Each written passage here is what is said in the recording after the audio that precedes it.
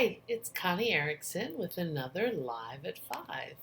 And 2 weeks ago, I was talking about looking for the love.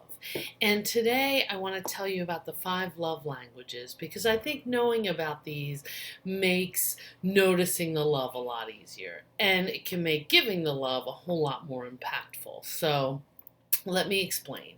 The 5 Love Languages is a title of Gary Chapman's 1992 best-selling book. Gary Chapman was and is this couples therapist, and over the years he noticed a pattern. Frequently, one partner would say, I feel like he or she doesn't love me, and the other partner would say, I don't know what else you want. And Dr. Chapman asked himself, yeah, what do they want? So he started to really look back on the couples he had treated. What was it they wanted? How do people feel loved? And he discovered that what partners want generally falls into 5 categories. I'll list them now and then go back and explain. Those 5 categories are words of affirmation, acts of service, receiving gifts, quality time, and physical touch. Those are the 5. So Chapman explains that we all have a primary way that we feel loved. It could be related to the way we were loved as a child, but whatever. That's the way we tend to give love. And that's the way we look for love. So the great news is that when we understand this concept, or when the ways we love happen to match our partners, it's awesome. The tricky part is when the languages are not the same. So, words of affirmations, a words of affirmation person feels great when someone tells them that they matter or they are appreciated, like hearing, you look great, or nice job. Words mean a lot to them. And conversely, they can easily get hurt by words. So if you say something unkind, it might stay with them for a lot longer than someone else. And if you're doing something nice for them, like, I don't know, driving them to a concert, but complaining about the traffic, that still doesn't feel like love. So for me, words of affirmation are my go-to language. I feel the most loved with kind words. Fortunately, I met my guide later in life when I needed a whole lot fewer words, and I recognized that there are all kinds of ways to love. We joke that we could never have dated earlier in life. There are many reasons for that, but one is definitely love languages. We joke that he has emotions, he just doesn't express them. I like to call him emotionally mute.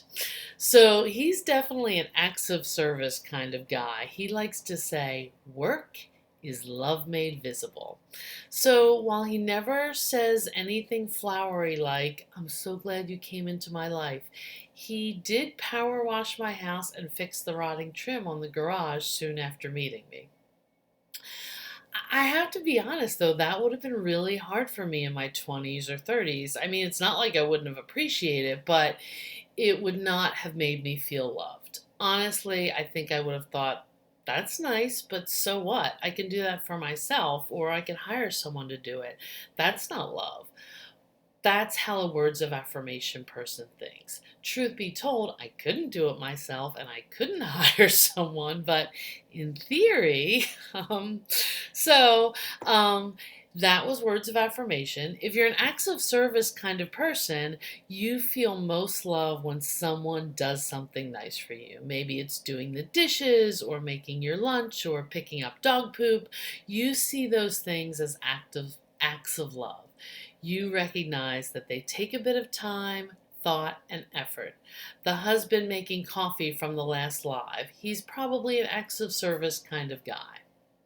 So the third is receiving gifts, and that's exactly the way it sounds. It's not like these folks are necessarily materialistic. It's more like, I saw these socks when I was at the store and I knew that you would love them, so I got them for you. To them, that's really thoughtful. That's an act of love. A small gift, like his favorite candy, makes him feel loved, lets him know that you are thinking about him. Quality time is probably my second love language.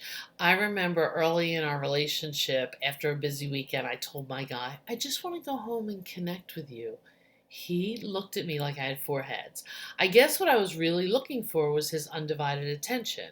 I knew that would make me feel loved, feel connected.